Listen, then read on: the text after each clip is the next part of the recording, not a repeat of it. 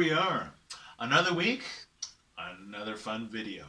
As you can see, this week we are looking at the salmon. But also what goes with the salmon is success. And if there's one thing we at Indigenous Education, we love to see success in each and every student at all our schools. So with success, also comes another successful slideshow from you. So why don't we start this week with a slideshow with your talents and your eyesight of how you see the Gulf Islands. And here we go right now.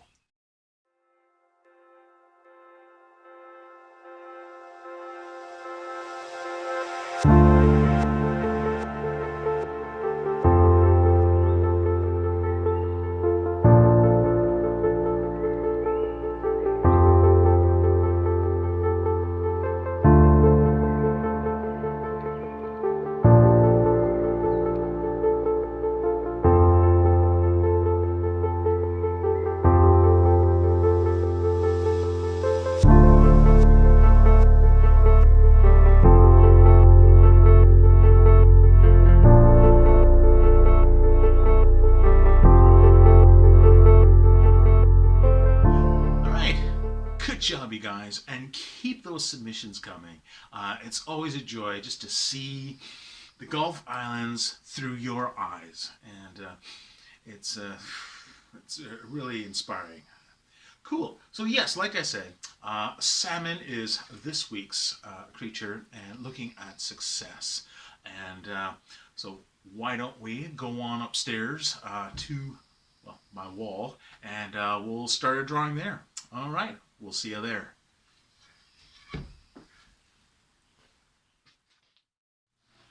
All right, here we are.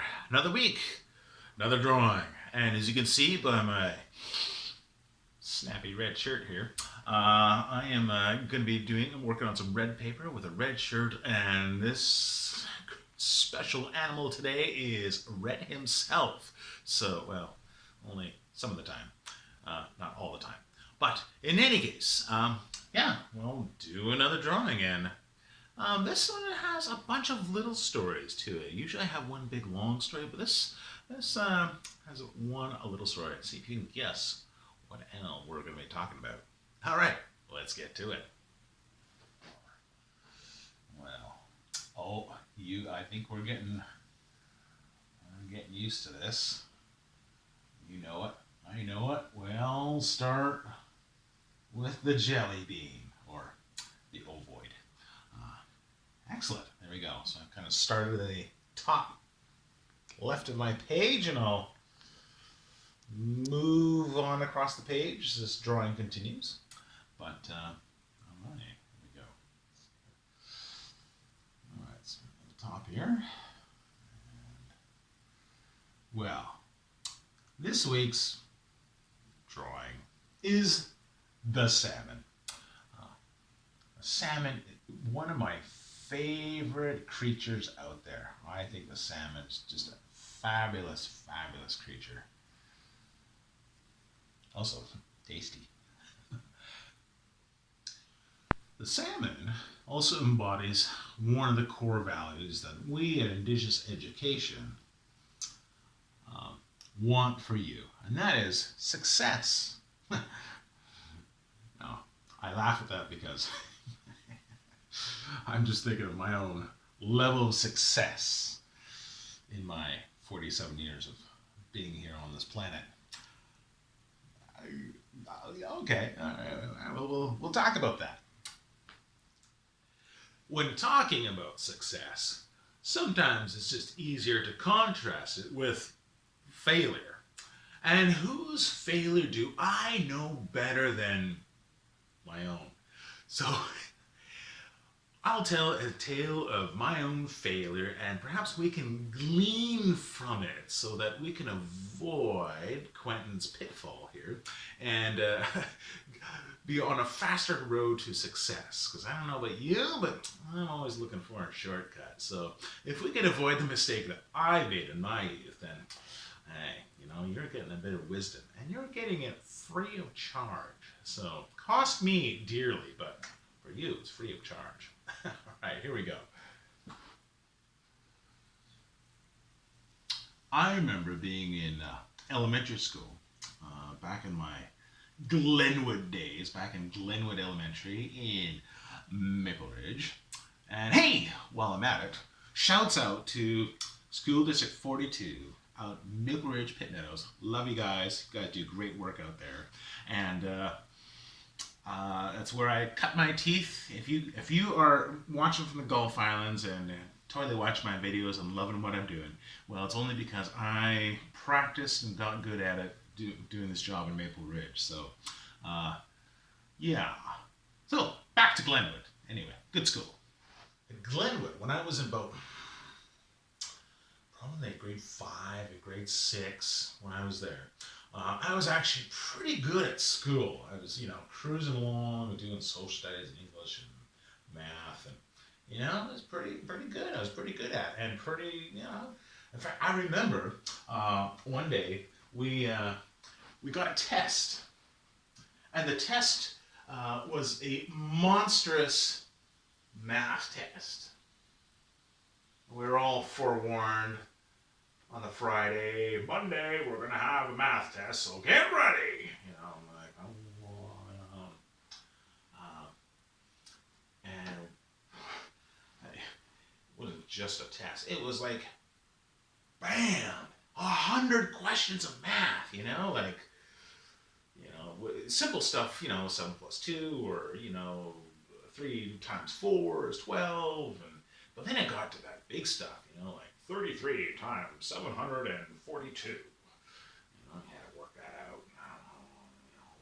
And this test, it went on for a long time. And it took a long time. We got into recess, and I think a recess until lunch, the whole time we were just pencils burning across the paper. That's all you heard. It was exhausting. And so after lunch, we marked it. And then we marked it, and out of 100, I got 100. It's like, yeah! So I was pretty stoked, Genius. Einstein, look at it.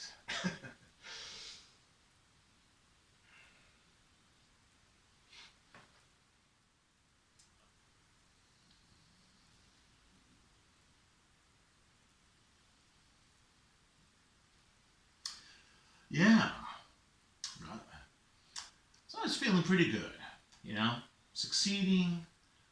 Math is good, English is good, school's going good. Oh man, my dad is pretty excited, and no one's really concerned about how I'm doing.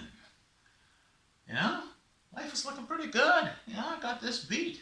So, grade 7.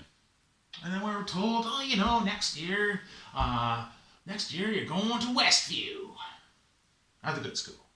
Changed a lot since I was there, but my first year at Westview was 1986, back in the day.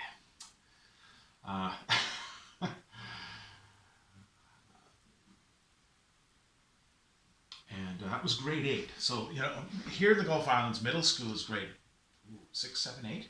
Well, I had a junior high, and that was, 8, 9, 10. And then high school is 11 or 12. So, grade 8.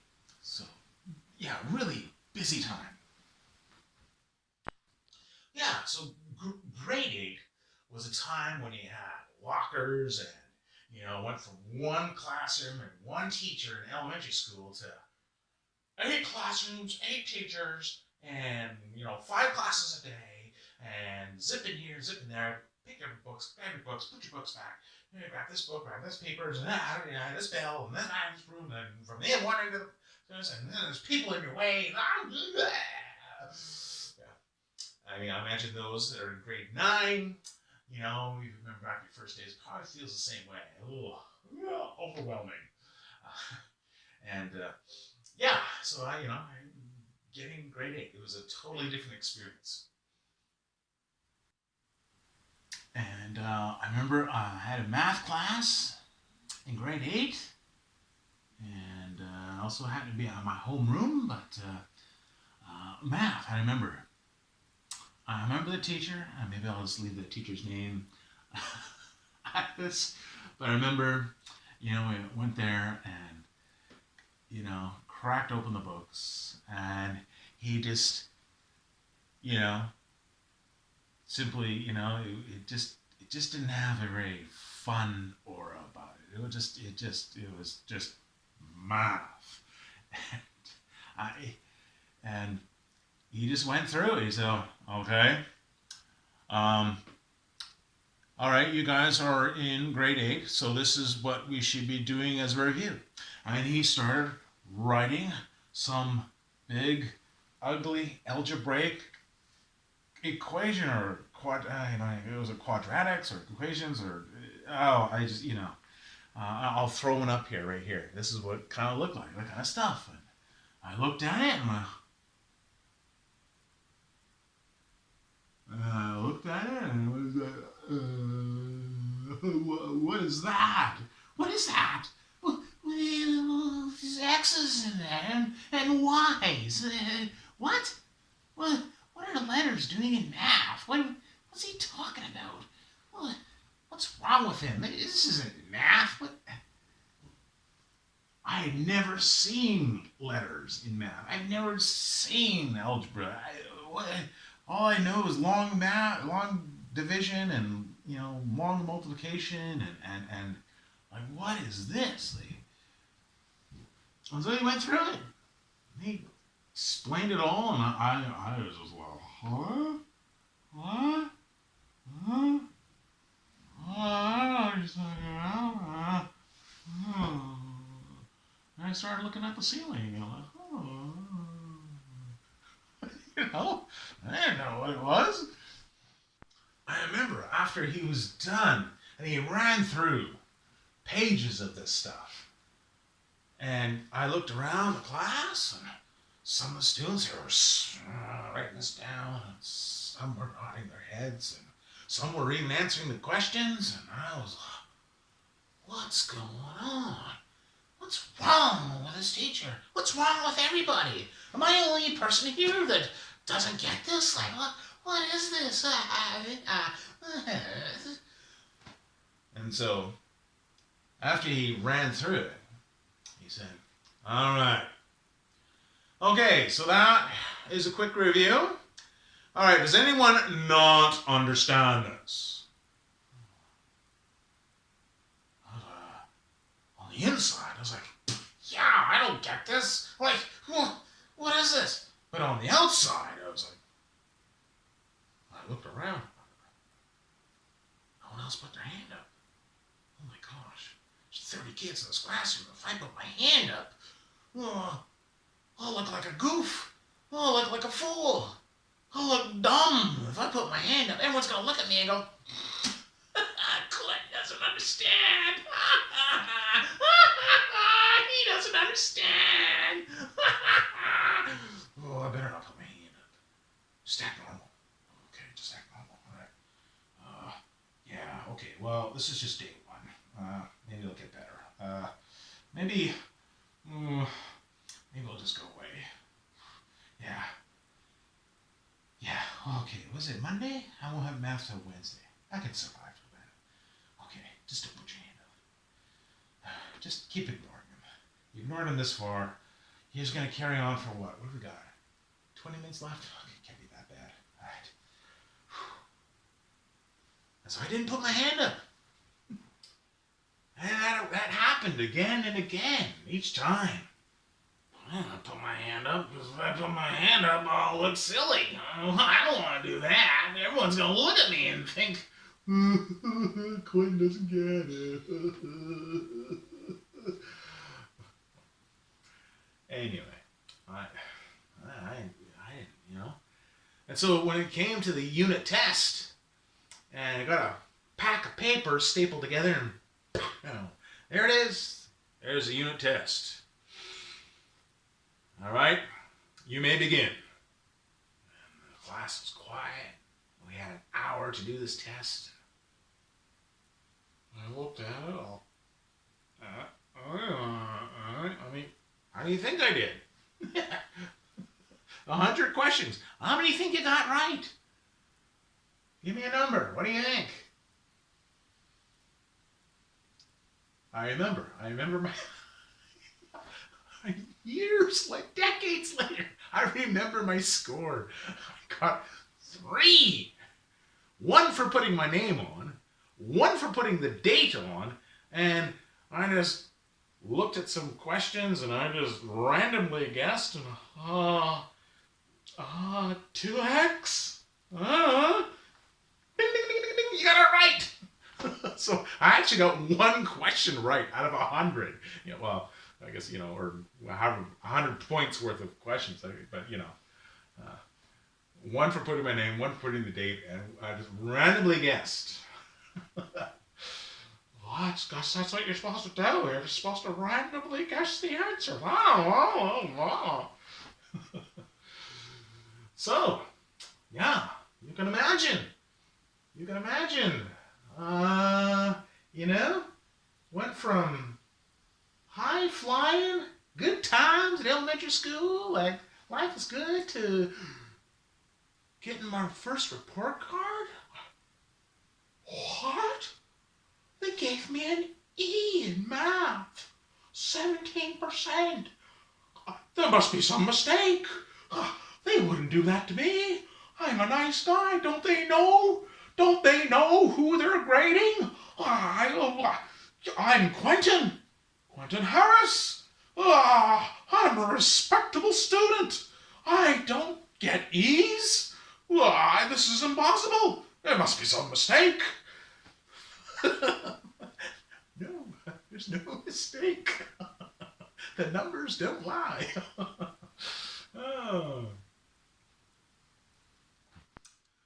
Oh, yeah. So, yeah, I think my parents were in shock. E? That's, my goodness, what's going on? What's happening? I don't know what's going on. And this went on, and I think my dad, he said, "All right, Quentin, if you need help, just let me know, okay? You don't have to do this by yourself, if you need help, I can help you, all right?" And then he went on and he talked about how, Quentin, you're a smart kid, right? You're my son and you're smart. And I hope you have a parental figure in your life, that you have a big person in your life that's willing to say this. If you provide the brains, I will provide the money. If you want to go to university or college or some sort of further, don't worry about the money. You provide the brains, I'll provide the money. And don't worry about it. And consequently, I will say that if you're in high school, that's why we're here as Indigenous education. We look to grants and scholarships so that we can say, you provide the brains, we'll dig up the money, we'll pull strings and pull bells, and we'll make it happen so that, you get a great education. And that's why, please, don't go it alone. Tell us, I would like to go to such and such a university and take such and such a course and get such and such a degree. I don't know how to do this. Hey, that's why we're here. That's why we're here to help. So we're glad to help you with that. So, all right. And this went on, Next report card, D. Next report card, D. And, after E and a D and a D, I think it was time. It's time to have a discussion. And I just couldn't deny it. I was bombing math. I just out in left field. I'm the baseball player that's out in left field, and I'm like, picking the daisies. there's a baseball game going on here. Oh, you know, I mean, totally clueless about it, and oh boy. And, I knew when I had, another D on my report card, I was just kind of looking at it like, oh, man, if I even pulled off 100% A, the final report card, I'm still gonna fail. Ah, this is hopeless. Oh, man. Oh, I'm totally beat. Oh, this thing is, what's the point? And I felt really dejected. I handed my report card. My dad looked at it. My mom looked at it. And I remember the sigh. And I said, oh. I remember saying, oh, Dad, I don't get this math. I remember I even had tears in my eyes because I just felt so defeated. I said, Dad, I don't get this math.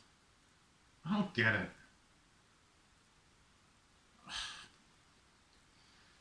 I need help. He said, what? I said, I don't get this math. I don't get it. No.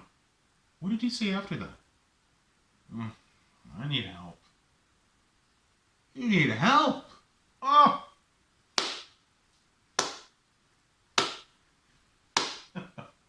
What? Why are you clapping for? I remember it, yeah. He was clapping. I was like, what? He said, oh, son, I have been waiting for you to say that. You need help. Well, yeah, son, here we are. It's, you've had September, October, November, December, January, February, and March. 7 months for you to finally say, I need help. Oh, Quentin. That's, I'm proud of you. You are? I just totally failed. Quentin, it's more important that when you struggle, that you reach out for help. Okay. So, help. All right. We can do that. I happen to know a guy. We'll get a tutor. A tutor? What's that? A teacher. We'll be able to teach you and help you with your math. Well, when? Well, I'll give him a call tonight, and maybe tomorrow we'll go see him. Tomorrow? And suddenly there's this little ray of hope. Like, oh my God. Cool. All right. Cool. All right. Maybe there's hope here. Okay. Whew. Oh my. All right. Okay, math. All right. Okay. All right. Well, I still remember. It was Mr. Hansen. Yeah, Mr. Hansen. Gosh, I haven't spoken to him in years. So maybe, thumbs up to you, Mr. Hansen. You'll save my bacon. So, and hoping this message finds you well and healthy. And all right. Oh boy. And so there I was with my school books and a pencil, and he walked me through Algebra 9 and explained it in a way that I could understand, backed up, and okay, I didn't quite get what oh, yeah, I see you look a little confused about that. Do you I don't know. Okay, so let's go through this again. And we went through it. And, I thought, oh, you mean this whole time? Yeah, see? and explained it to me and broke it all down and you know. So we got to a point where, my next test, passed it. My next test, I passed that one too, and it was actually not a bad score. And then one of my final tests of the unit, I did pretty good. Well, my math teacher, he said, Quentin, what's going on here? This tutor, you got a tutor, huh? Well, he's really working out here. So, yeah.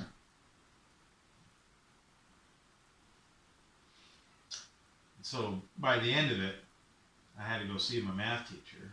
He says, Quentin, this is, I got some bad news and I got some good news. What do you want first? Bad news. Well, bad news is this year, as you know, the past 3 report cards, you failed. And overall, even through the final exam and your last quarter, overall, I have to fail you. You did not pass Math 9. The good news is you did really good this final quarter, and you did really good, and I'm proud of you. You did,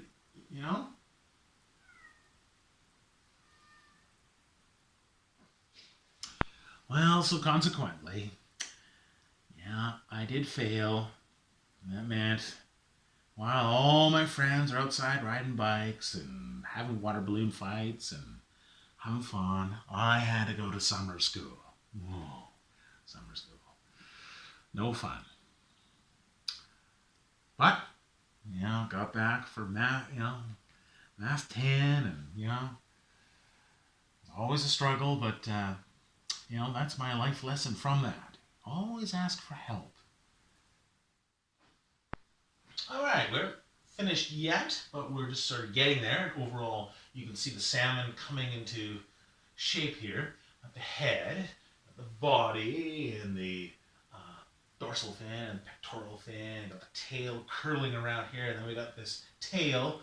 And then you might say, whoa, wait, we got a face there. What's that about? How come we have a face there? Well, a salmon gets his strength from his tail. If he didn't have a tail, you couldn't swim along and get to where he's going. He wouldn't have any direction or couldn't go along on his journey. So, just like us, when we're on our journey, when we are trying to get somewhere, we need a tail too. We need somebody to help guide us and give us direction and give us strength. And I'm sure that there's someone that you can thank, whether it's your parents, grandparents, or your teacher, friend of the family, big brother, big sister, somebody that you can say thank you to, that they've provided some really key life lessons to you. In my case, well, it's my dad. He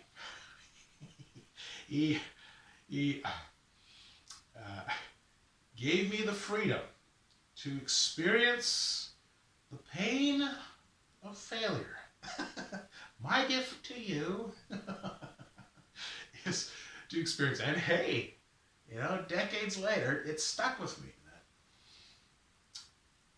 I should always, ask for help. If I don't understand something, I just might have to just blatantly say, call me dumb. I don't know why. It's just not computing in my head. Could you explain that to me again? I didn't quite get that. Maybe it's just me. I learned. That's I will say that here in our school district, I've noticed that our teachers, and I know them all. I've had the joy and privilege of just walking to all the schools. I just see a lot of dedicated professionals that are willing to help in any which way. And There's no shame in not knowing, and I just see a lot of supporting professionals, and it just goes out to everyone. You know, success is not just me, the teacher, the instructor, um, you know, demanding success from the student, and no, it's a two-way street. It's a two-way street. In order for you to be successful, I have to be successful, and transfer that on to you, so that you have your aha moment. You know, it's really what it comes down to. I just love those aha moments when I look out in the classroom and I see eyes light up, go, aha, oh yeah, oh, yeah. That's what I live for. I totally live for that. So that's what gets me up in the morning. You know, I see youth, I see kids just, oh my gosh, I never knew that. Now I know. Oh, this is so fun. Yeah, it is fun. And, you know, consequently, I believe that a good teacher is also learning every day along as well. I like to learn things every day. So, you know. All right. So there you go. There's my own personal story of success. Consequently, when I go and I help middle schoolers with their math, and you know, it just brings back all those good memories, and consequently, that's why I'm pretty good at math, because I've gone through it, you know, once through school, another time through summer school, and then, you know, with a tutor, and so I've gone through each level of math probably about 3 times, you know, until oh, I get it. Oh, now I get it. It's just who I am, you know. I'm great at drawing pretty pictures, but, you know, the math and the science and the covalent bonding and ionic compounds. What? But, you know, we all have our strengths. And I think that's something else to be wary too. Hey, we all have our giftings and talents. We're all individuals, and we all have a story. So much so that I was talking about this with a fellow teacher over on Main Island, Megan, and we were talking about this on the boat. You know, what success looks like, and I had this great little discussion about it, and we came up with this idea. I came up with this quote, and I'll throw it up here right now, and there it is.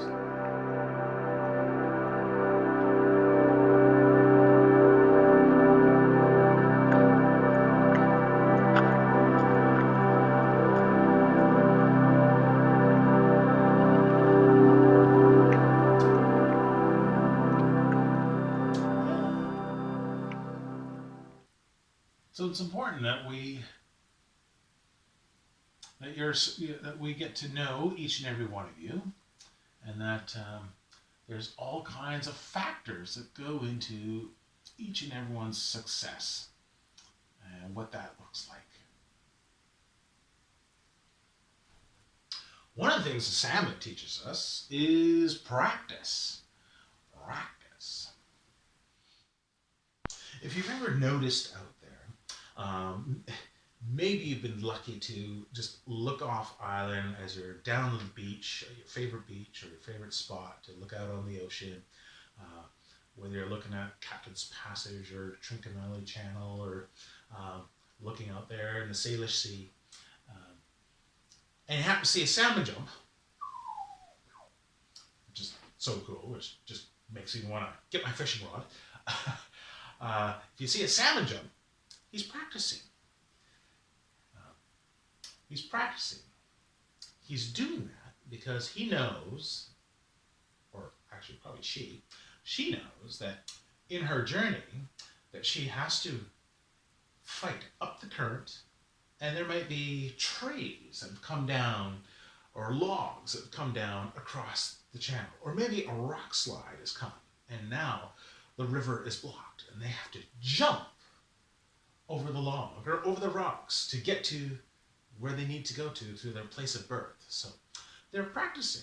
That's what they're doing. They're out practicing their jumps and seeing how high they can jump, and see if they practice. When they come to that log, come to that challenge in their journey, they say, hey, I've been practicing for this moment. I'm ready. And they jump over the log. They jump over the rocks, and they carry on. So practice. Practice is cool. Believe it or not, I'm really liking on my phone. I've got a app on there, Duolingo. It's called Duolingo, and I'm learning a little bit of Spanish. You know, every day I learn a little. Hablo español. I'm learning some Spanish. Far from fluid, far from being fluent, and being, you know, totally bilingual. Bilingual. Hey, there's a word there. Bilingual. Lingual. Linguistics or language. Far from being bilingual. But I'm just practicing. You know, it's just, you know, and I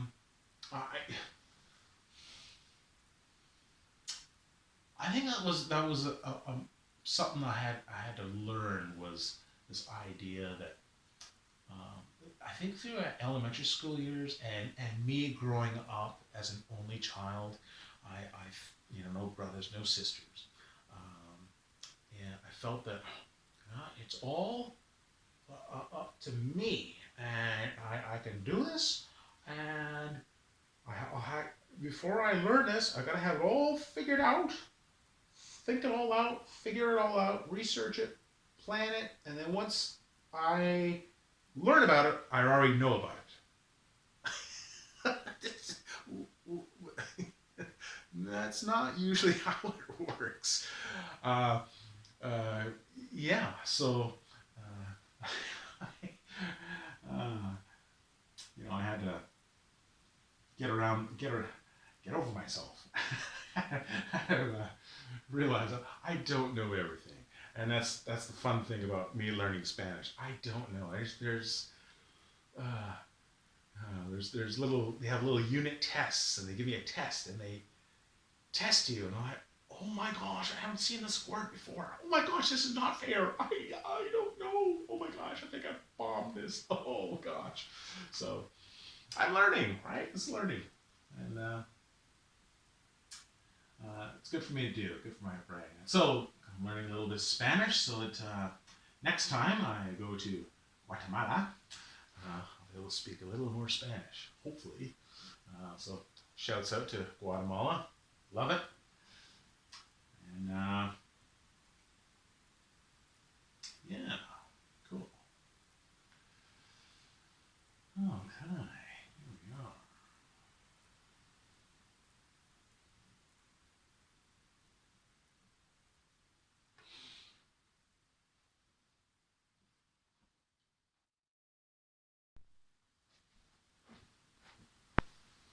Another aspect of the salmon is this idea that the salmon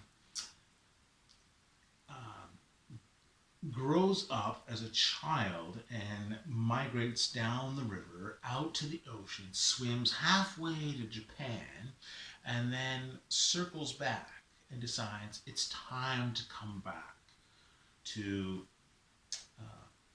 the place where I was born, which I think is fascinating. There must be something in this wonderful brain that they have through the olfactory senses or the brain, or not totally clear. Scientists believe it's the sense of smell. The olfactory senses are very sensitive. Wouldn't it be funny if we went to airports, instead of security dogs to smell people's suitcases, they use salmon. They carry around a little suitcase with a salmon in it, and they smell suitcase salmon in the airport. But yeah, there must be something fascinating about this, because not only did they find the right river to go back up to, but they also find uh, the right branch of the creek. I think it's just wow. It's just so fascinating that they were able to find their way back to the exact spot where they were born. Yeah, I mean, come to think of it, I don't remember being born. I don't know if you remember being born, because I don't remember. It was way back on December 14th, 1972. Well, I don't remember that day, but I got pictures. Pictures of me in a hospital with my mom and dad and picking me up. And yeah, but, you know, but a salmon does remember that day. And interestingly enough, to tie this in, I was born in Salmon Arm. How about that?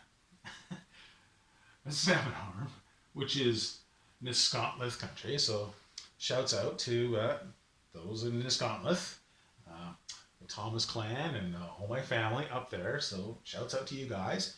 And we're where we live, where our traditional territory is very close to a place called Adams River. Adams River. Maybe I'll even provide some links to some YouTube links to the Adams River, because you gotta just see this. I mean, it's just so beautiful when you see this. Thousands of sockeye salmon in the creeks. They're just red, just like this paper, just red, like my shirt, just red. Oh wow, just all of them looking to reproduce and start spawning, laying the eggs. Cool. All right. So when the salmon come back, they are a grandma and grandpa salmon that they have. Their life's journey is coming now to a close. That they know that their years are behind them now. They know that they are going to be moving on.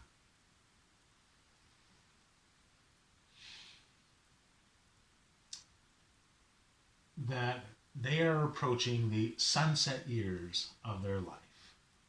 And consequently, that's why the salmon turns red like the sunset, because all their little scales all turn red. Each one of them turns red, because each one of those scales, I'll even draw a little scale here.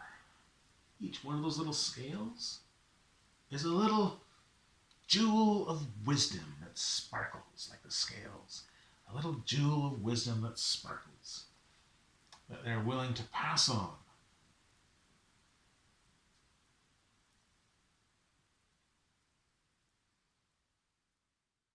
So, if you have grandparents, grandma, or grandpa, give them a hug. Grandparents are awesome. I miss my grandparents. I guess my parents are now the grandparents, so I'm sort of in the middle now.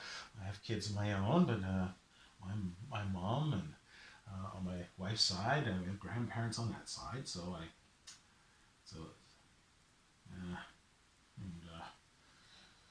Depending how fast life happens for me, maybe I'll be the grandpa soon. Gosh, not yet.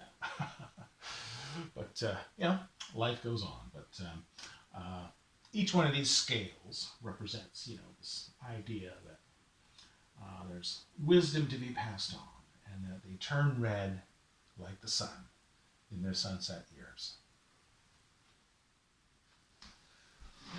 Another aspect of salmon I find very interesting is that when they grow up as orphans. Mom, dad,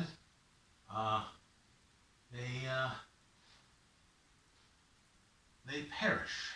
As soon as they spawn, it's their time to move on to the next world, and as Chief Seattle said, there is no death. It's only a change of worlds. And I love the idea that the salmon, yes, they lay their eggs. They lay their eggs it's called a red. It's called red. It's like this paper or my shirt, red. It's not spelled red. It's spelled R-E-D-D. It's another word of the name, red. It's a salmon nest. So, how the salmon takes his tail and digs a little hole in the gravel and makes a nest, and starts to lay the eggs in the red. I'm just drawing some rocks here. Now, we know that salmon eggs, they're not like chicken eggs where they're white and they have a hard shell and you crack them. No. Salmon eggs, we know, are different. And I've noticed a lot of classrooms here have the salmonoids in the classroom, which is so cool. So happy about that. And so they have the little eggs. And we'll draw some little eggs here. Here we go. Little eggs in the gravel. So I've just drawn some random rocks here. You can draw rocks too. Just put some eggs wherever you want in the gravel. The salmon perishes. The parents, mom, dad, perish. And their spirit goes on and lives in the rocks. That when they come home, it's the rocks that call the salmon home, that it's time to come home.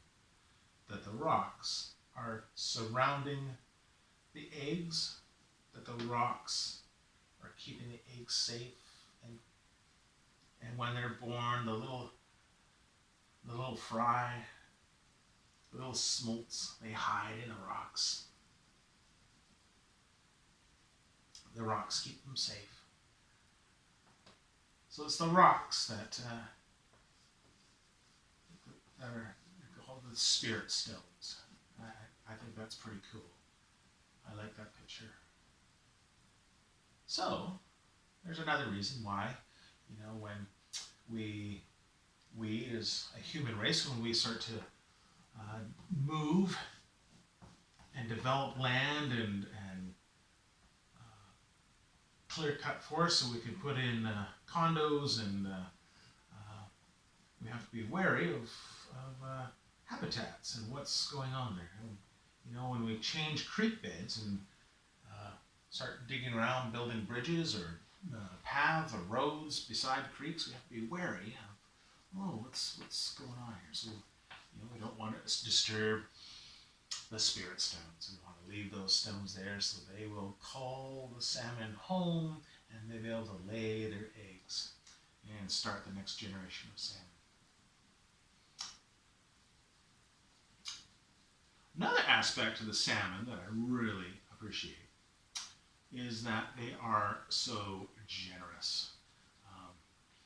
They offer their lives to, the eagle, the sea lion, the seal, the orca, crows, wolves like them, bears, humans.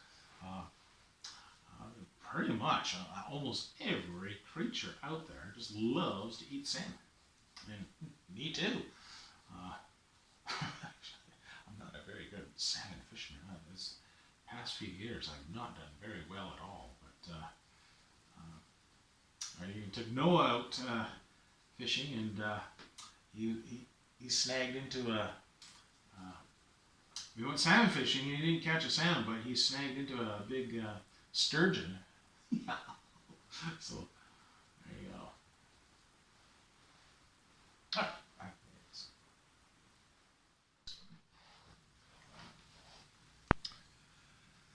And because salmon, they live beyond themselves, they don't live for themselves, they live to serve, they live to give, they give themselves, even meaning they give their their lives up to help sustain other creatures that are out there, but they also live and strain themselves for this moment to lay eggs for the future, for the children. And myself now as a parent, it's not about me. It's about my family and what I can contribute and how I'm helping my daughter and my son and my wife, and it's about them. So if you're a parent, then you know that this rings true, that this is the goal, that we live beyond ourselves and live for our families, and that we live for the generations to come. This signifies the success of Sam. Successfully made it all the way across the ocean, all the way up the river, and past the bear and the seals and seagulls and crows and humans, and finally have made it to the place where I'm going to spread my lineage to the next generation. All right, we've got a salmon here, and swimming along the river bottom here, we have the rocks and the eggs, and we have the person that is giving you strength and direction in your life here. It could be mom, dad, grandma, could represent them all. We have a salmon's body here, the dorsal fin, pectoral fin, but then you say, well, we got this face in here. What's that? Well, that sometimes is represented by you. This being inside of the salmon represents our inner spirit. Our spirit is so important to maintain. It is so important to pay attention to. It's what drives us and how we talk to ourselves. I always find it so tough, when I do this. I do drawings with students, and I sometimes the biggest challenge is not just doing the drawing, but just being happy with it. Sometimes the biggest challenge or the biggest obstacle is ourselves. Is that positive thinking and believing in ourselves, having a can-do spirit, is exactly what the salmon needs to get upstream and past all the obstacles to get to the promised land. We need to have a positive outlook, and it's so easy to have negative thinking, and I will never understand that. I'll never get that. That'll never be for me. I just don't get it. I'm just not smart enough. And that's so hard. Don't beat yourself up. That's why I'm here. That's why we, as Indigenous education, that's why we're here to uplift, and we're here to see the positive. And believe me, if you're feeling like that, you can come see us, because we know we have all the positive things. But we keep a book. I'm kidding, we don't actually keep a book. But we just talk about all the students in the school, and we just, oh my goodness, oh yeah, did you know that sometimes, and we have good thoughts about you guys, and we have positive thoughts about you. We just, you guys just make us smile. There's just, you guys have endless positive traits about you, and we're just, we are just so stoked to it. We are your biggest cheerleaders, and we believe in you, and we care about you, and we definitely want to see you have success. So that's this week's drawing. I'm going to carry on and do a little shading, but while I'm doing the shading, I'm just going to put up some positive quotes and some about learning and about success and what that looks like, particularly to Indigenous learners and what that looks like. Because, success is what we need and we want to see. The next generation of whether it's graduates or next generation of middle schoolers or high schoolers or just the little wee kiddies coming in and gonna experience elementary school. We want to see success happen.